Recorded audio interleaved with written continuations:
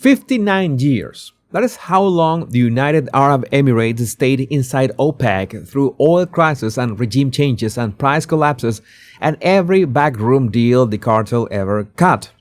Well, that is no more. The UAE walked out. The headlines call it an energy story. But it is not an energy story. And of course, it has a lot to do with Iran, Saudi Arabia, and of course, the United States. Because if there was one man who saw this coming, it was Donald Trump. The UAE's announcement was clean and blunt. The country formally notified OPEC it was exiting membership effective May 1, ending the longest continuous tenure in the cartel's history. No drama, no counteroffer, no request for special terms. Just a letter and a deadline.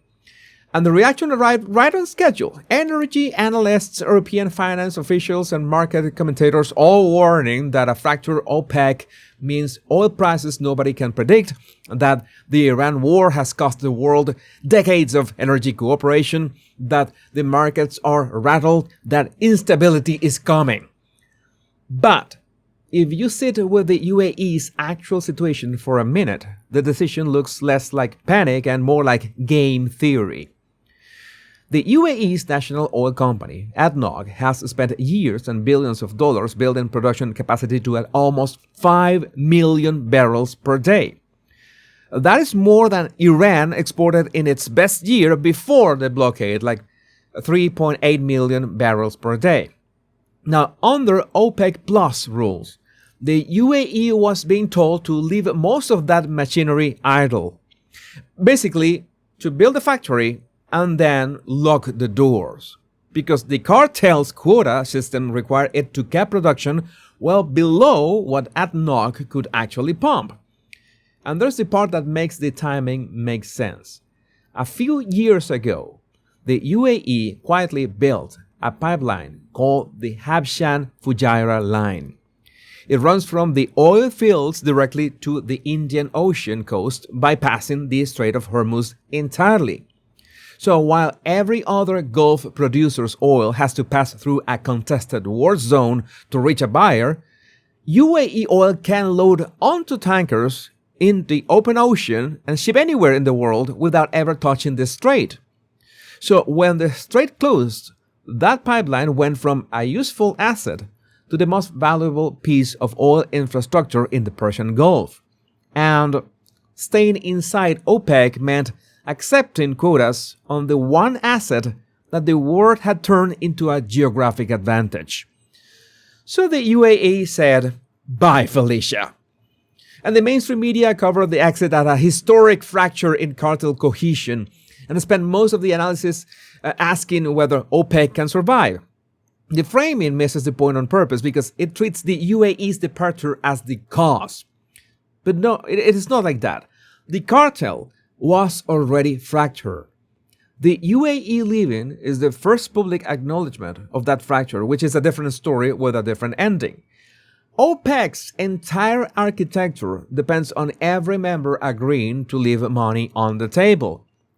That is not a criticism. It is literally how cartels work.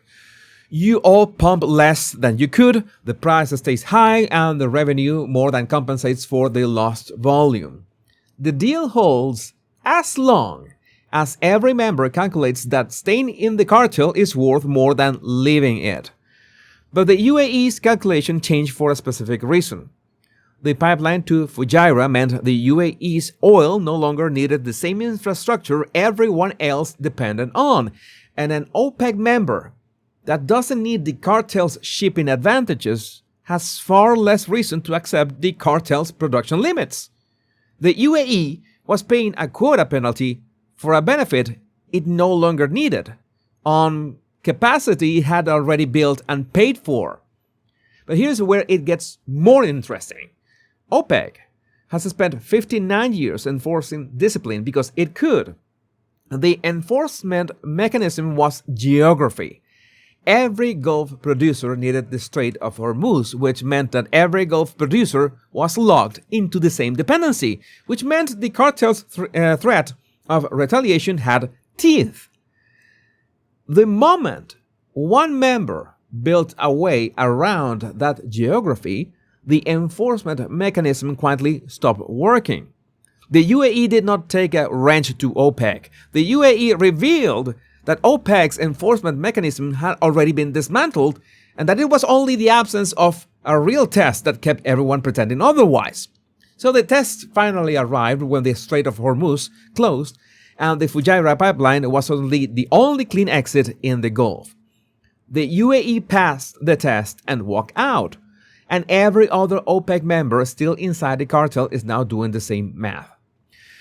But it's important to know that even if the UAE can pump up to 5 million barrels per day of oil, the pipeline can only transport 1.8 million barrels per day.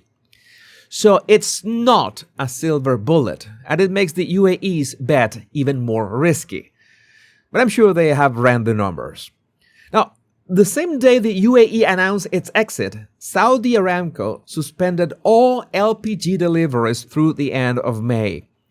No phased reduction, no warning, no explanation beyond logistics. LPG is liquefied petroleum gas, and it is the cooking fuel and home heating fuel for roughly 2.5 billion people in Asia and the developing world. So, yeah, gone. Simultaneously, no phase out. The reasons for Saudi Aramco doing this deserve its own video, so let me stay on this topic. The European Union, by the way, has already spent an extra 32 billion on energy imports since this war began. The International Energy Agency, the IEA, is now publicly calling this the biggest energy security threat in history.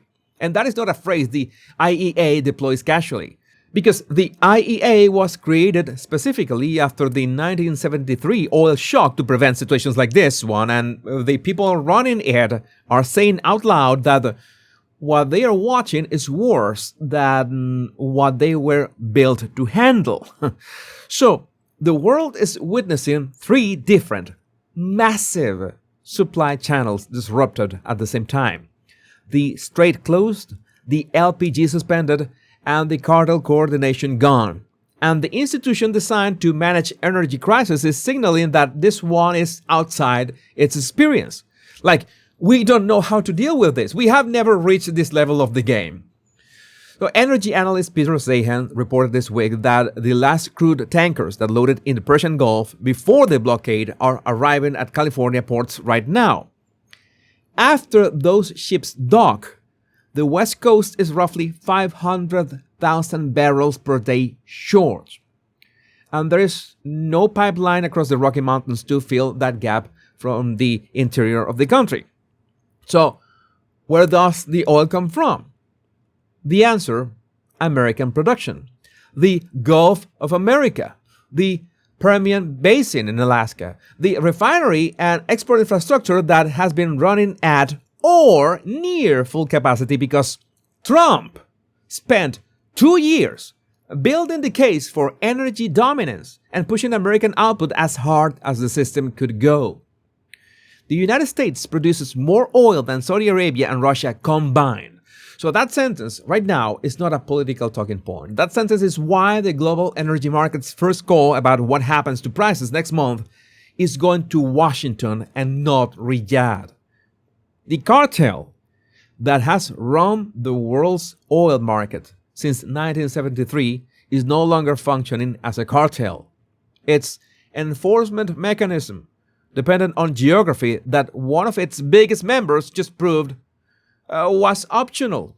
The LPG suspension and the European energy spending confirm the collateral damage is real and spreading, and the California tanker story is the cleanest picture of what replaces the old order. American production, American export infrastructure, and a Gulf Coast that has spent 2 years positioning itself as the only swing producer the market can count on. So Trump did not set out to break the OPEC. Trump set out to break Iran, and the Iran blockade, by repricing every shipping lane that ran through the Strait of Hormuz, turned the UAE's geographic bypass from a hedge into a competitive advantage overnight. So the UAE ran the math and walked. And, well, now you have the full picture. Now watch whether any other Gulf producers follow the UAE before May 1. Watch whether Saudi Arabia can maintain production discipline when the country next door is pumping at full capacity with no consequences. And watch the IEA's next report, because when the world's top energy security body uses the phrase biggest threat in history, the real adjustment usually hasn't shown up at the gas pump yet. So if you want my deeper analysis on geopolitics and markets, go check my new blog, The Power Pundit. I can say things there that I'm not allowed to say anywhere else. Link in description. And share this video with your family and friends so they know what's really going on. My name is Jesus Enrique Rosas. I'm The Power Pundit. Much love and bliss.